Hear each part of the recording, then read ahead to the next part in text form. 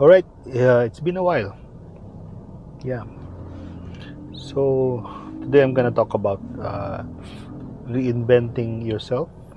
Like in my case, I just recently mm, trying to reinvent myself again.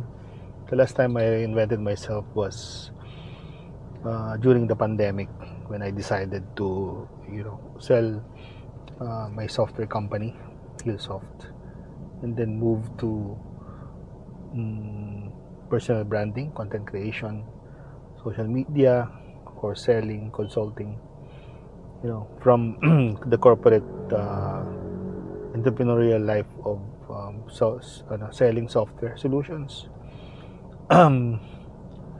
So, but recently, um, I would say I reached a certain milestone, and everything went well, fortunately.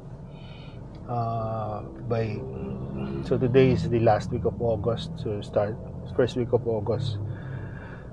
I went to the UK, like I'm wearing it actually, London, England, Wales, and what's this, Scotland. So the intention really is I've been intentional actually in semi-retiring, right? So I don't know if I think I have been sharing that I am holding directorship in an e-commerce company as a CTO and a CMO.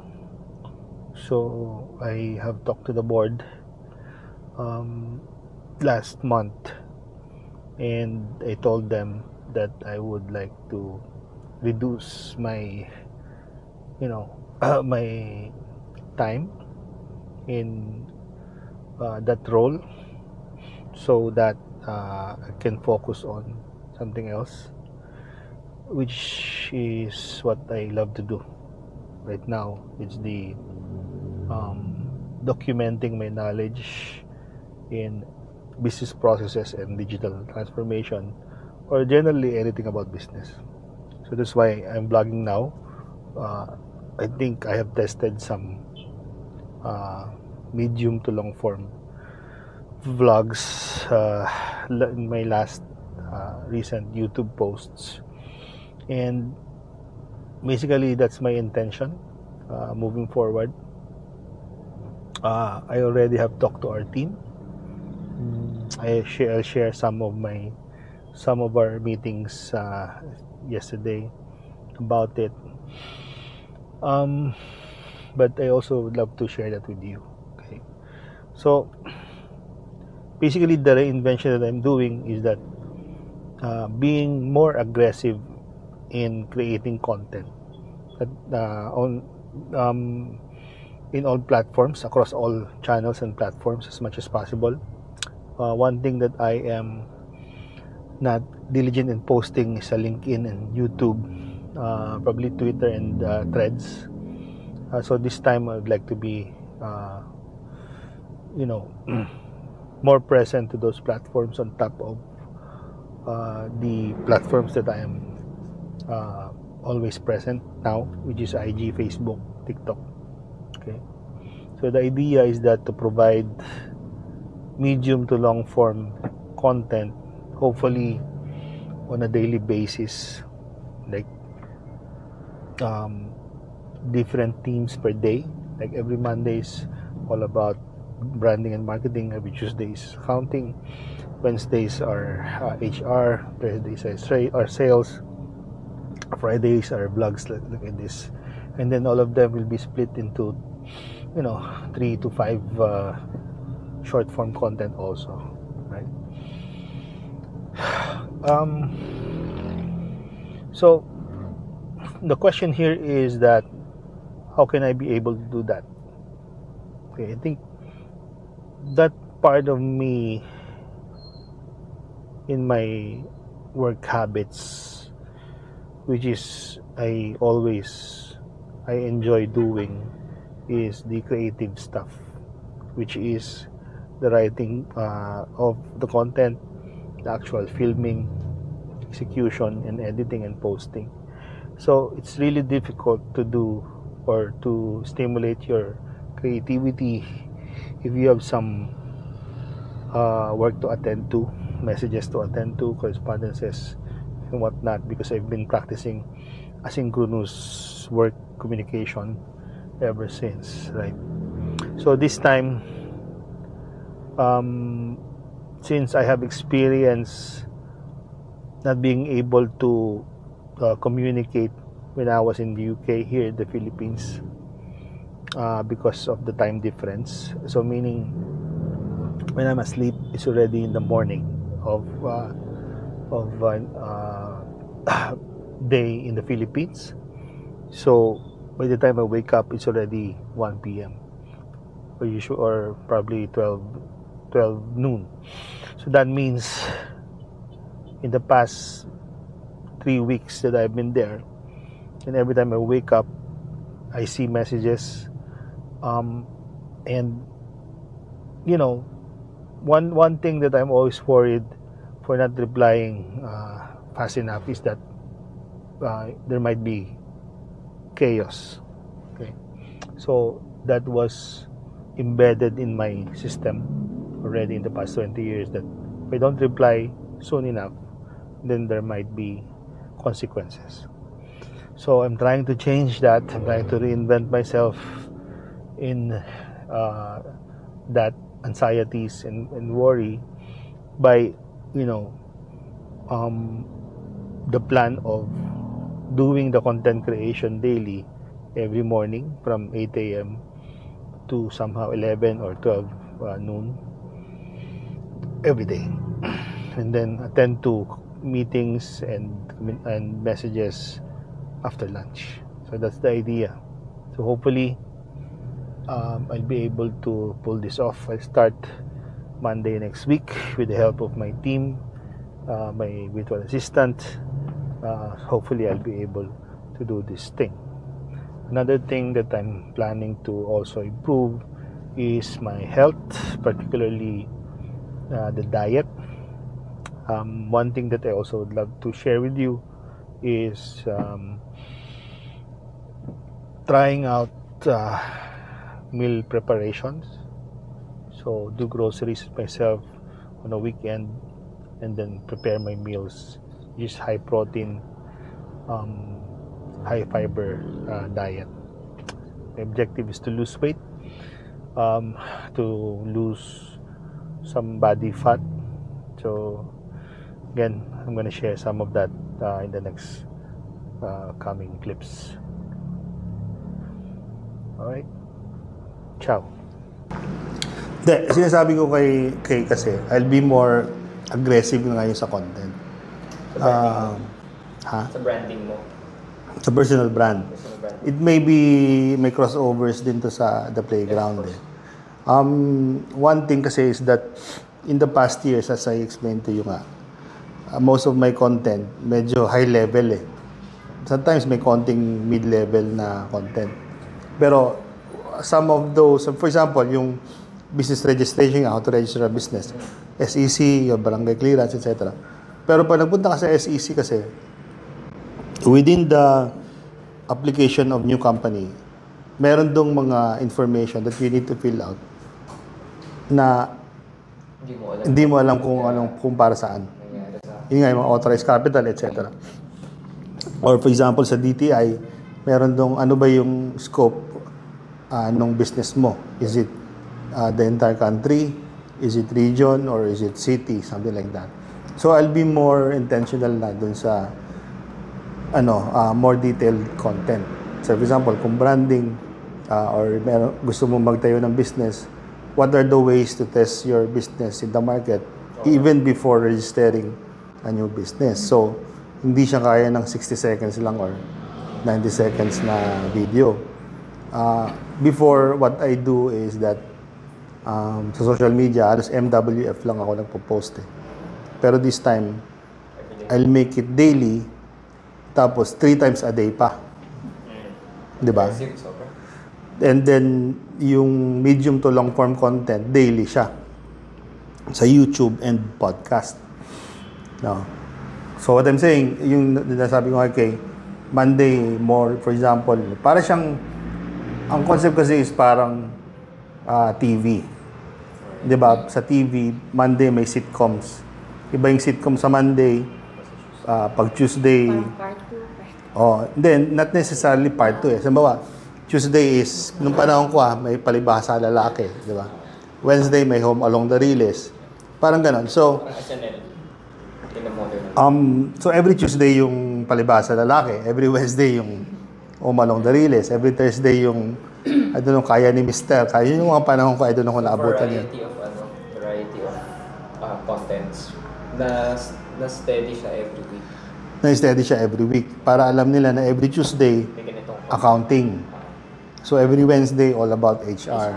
Every Thursday is about sales. No?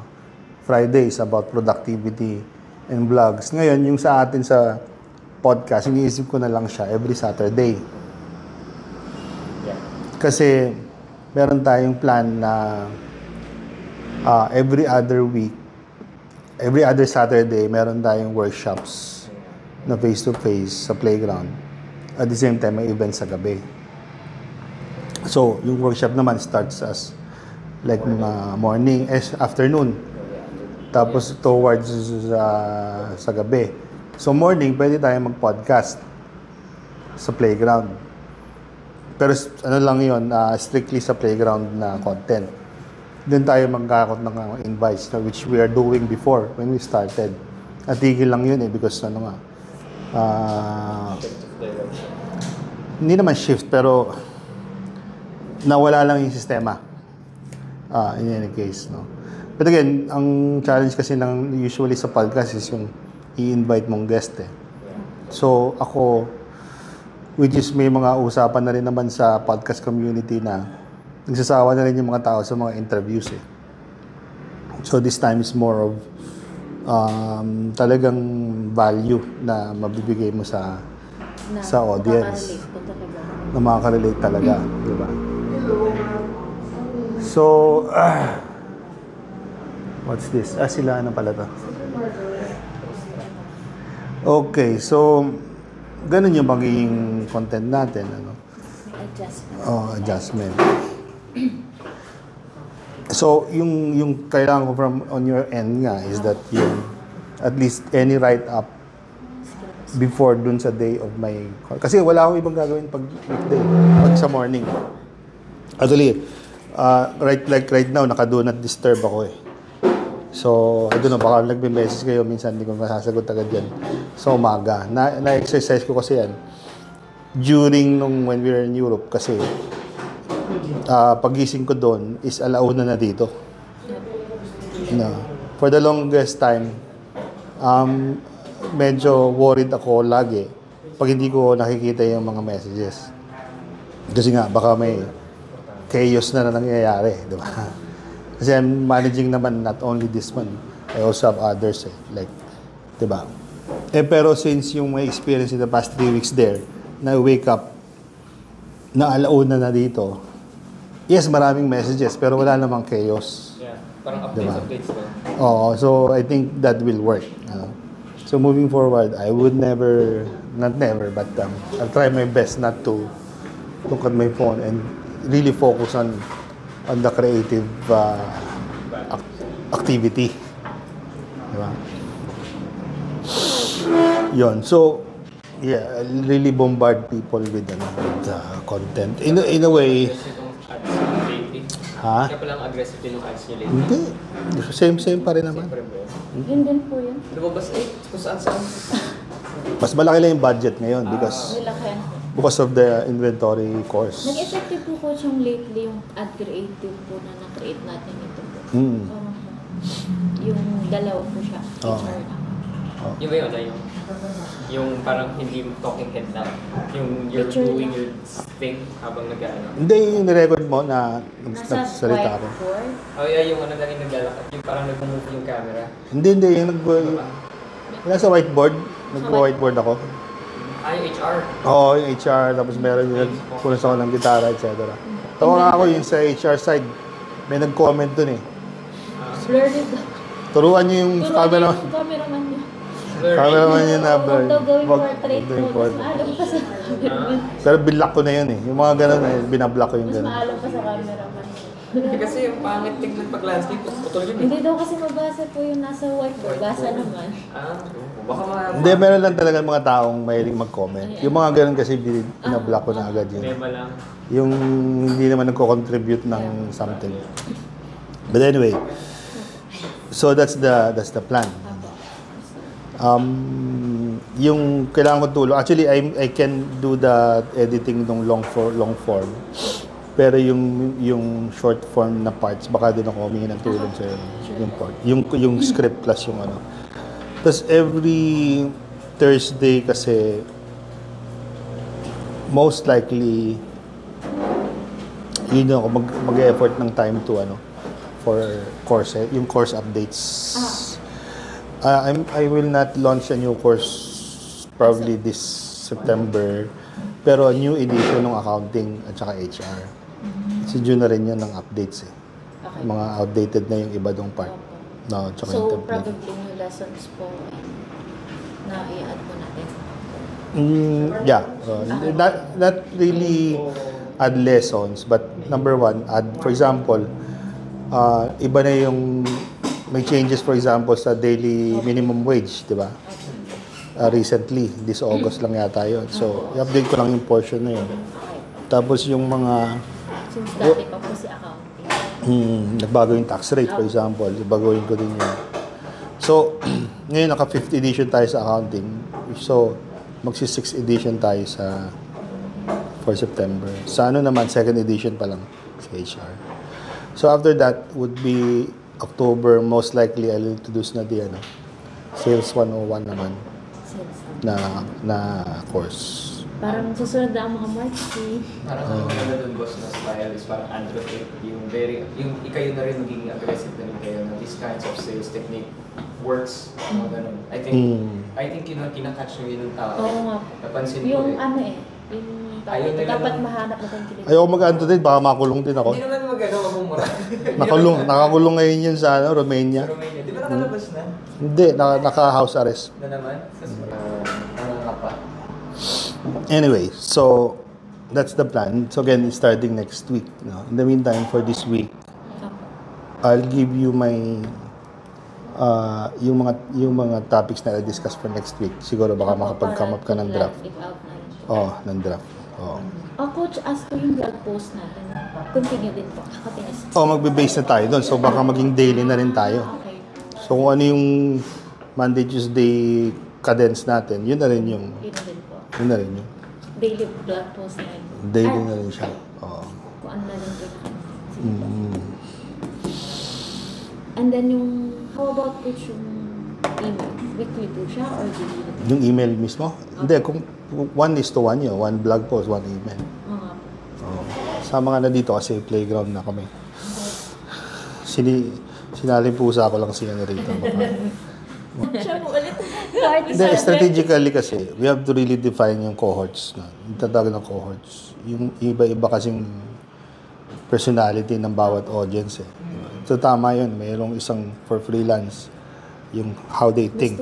Ano ba yung mga pain points nila? Ano ba yung mga nagre-resonate sa kanila na jokes, for example, di ba? So may ganun. Tapos meron ka naman na students, meron ka naman business owner, iba-iba. So you play around with those variety. Buyer persona po. Buyer persona. Okay, so which reminds me na meron ako list dito pero I'll go over it without sequence. So yung workshop natin na napag-usapan and yung membership, kamusta? Time kasi meron tayong webpage na dinraft, diba? Pina-review sa kanya. So wala pa siyang feedback doon. Kasi I want it as organic as possible. Kasi ayoko siyang lagyan agad ng definition ng ito yung plan, ito yung limited, ito yung whatever.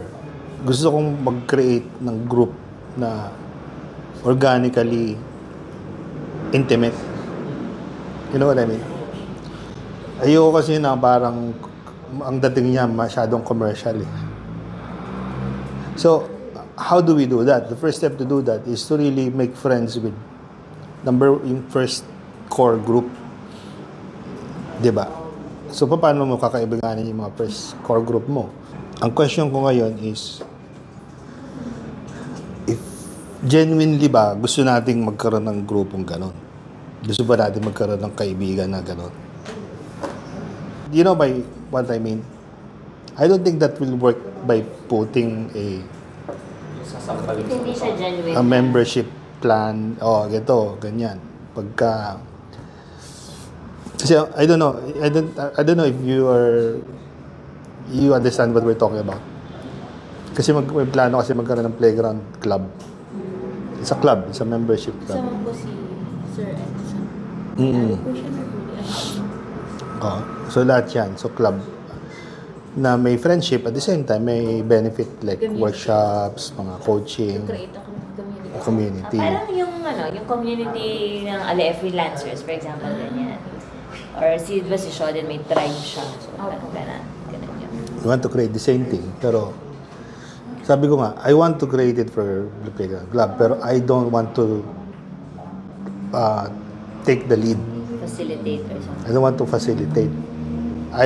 Kadali, ang tanong nga, gusto ko bang sumali doon? Possibility, baka hindi din. Kasi, mag-abroad na ako eh. Hindi, magbe-base na nga ako sa digital nomad na ako eh. Pwede naman po sila iyan muna. Pero ang difference kasi natin with other communities, we have a venue, which is the playground. Sila kasi yung meet up somewhere, meet up ganyan. We need to find. Oo. So here, yun parang, we have a hub, we have a headquarter, a HQ. So yun ang Pag plan out na. So any events Collaboration. here. So, So, yun yung question, yun yung tanong ko rin sa'yo, Enzo. Gusto mo ba magkaroon nun? Yeah, boss. More, Imagine mo yun. more opportunity. Sabi ko nga kay boss, baka kung kalaw na ilang members. Hindi, ang gusto ko mangyari is, I want you to communicate that to Cheska and ask her if she's willing to take the lead. Kasi if she's willing to take the lead, I'll give her the liberty to do the planning, coordinate with you, set kayo ng meeting with kila Shoden nga with the group. I can be there, pero again, I don't want to take the lead. Invite nyo lang ako. And I'll tell you if I want to go there or pwede akong pumunta. Kung di man ako pwede, I don't want you to not pursue it dahil wala ako. because you're not there, yeah. Di ba? So, itinatry ko kasi yung separate yung sarili ko sa playground. And I think the playground club will greatly improve the branding of playground. Di ba? And I want to do that na hindi nakadepende sa akin. You know what I mean?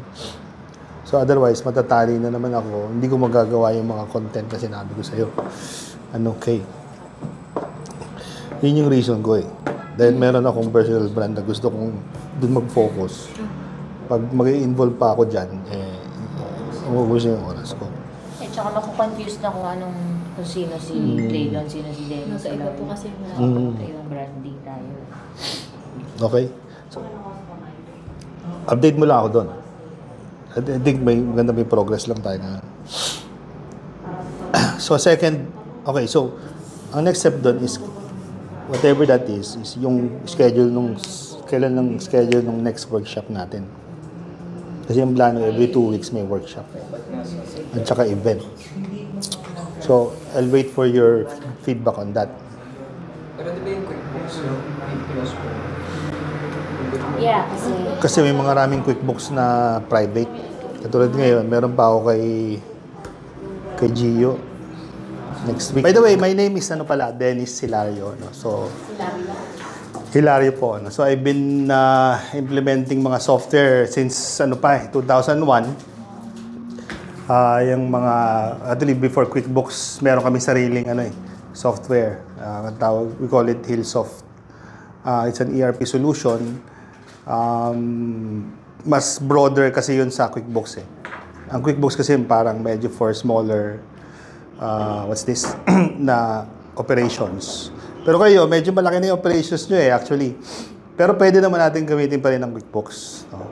Especially dun sa basics. Ang accounting naman, ano na yan standard halos any industry. Nagkakaiba lang sa operational side. Ano?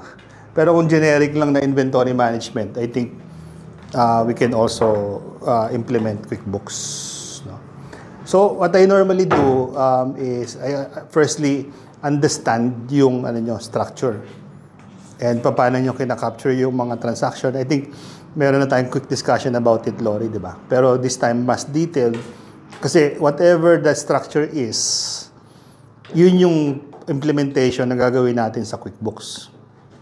No? I understand meron tayong more than one entity. So, bawat entity kasi na yan is one book of accounts sa QuickBooks. So, meaning meron tayong, I think 3, no? 3 companies. So, 3 companies, ibig sabihin, 3 accounts yun sa QuickBooks.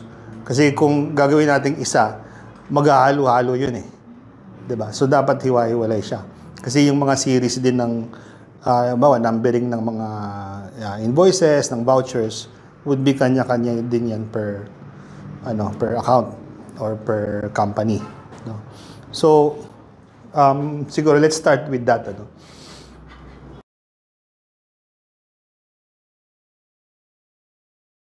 Mangyayari lang dito, magkakaroon ka ng mga accounts, chart of accounts, per branch. Alam ko kasi pwede tayo mag-reporting per branch sa QuickBooks without necessarily creating separate accounts. So, mas makakatipid nga, sabi nga ni Ma'am. No? Tapos, pero tingnan muna natin. So, first step is create natin yung account. So, may laptop ka.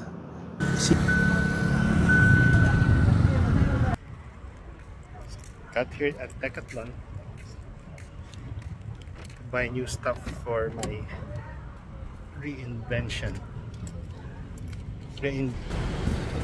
Part of the reinvention. Let's go.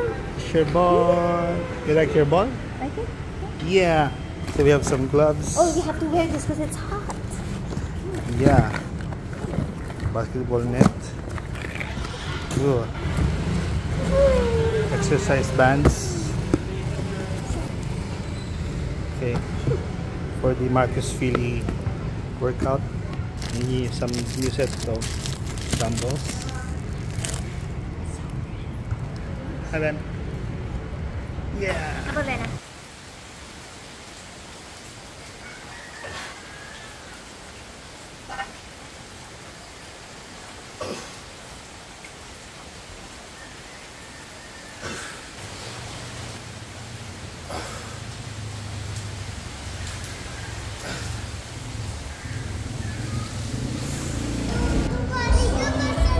Cute niya. Para kunyari nasa Spain ako. Yeah. Yung mag-usap kayo ng Spanish. Alright, it's part of Dennis reinvention. So I'm gonna go back to my 18-hour fasting. So it's 7 p.m. I'm gonna have this beef burger. My next meal is 1 p.m. tomorrow. So I'm gonna document it again for evidence. Alright? Okay.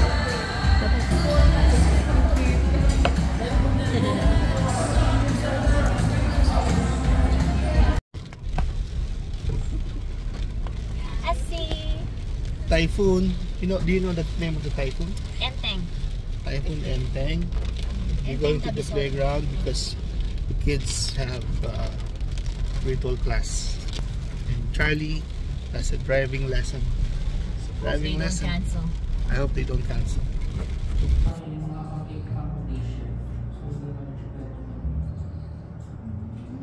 Welcome back to my channel. Today, we're diving into one of the most crucial steps in any business journey. Testing product ideas. Tama yan. So, pag double shot 80. Parang nakita ko yan before Sige, ML. Yan. O, ganyan siya. Nasa POS siya, pero Automatic siya nagbabawas. so, yun ang trabaho mo susunod. Picturean mo yung mga Yep. Alright, so it's 12:30 p.m. and I am breaking my fast. My last meal last night was what time? 6:30. 6:30. So Yeah. 7, 8, 9, 10, 11, 12, 1. So exactly 18 hours. So again, reinventing myself. I did this in the past and it worked, but now I'm doing it again because I gained weight, 3 kilos. I'm trying to lose 3 or more. So I bought a new weighing scale. I'll share later. So this one is healthy chicken with brown rice. Brown rice, not quinoa. Then the hummus and wrap. Right.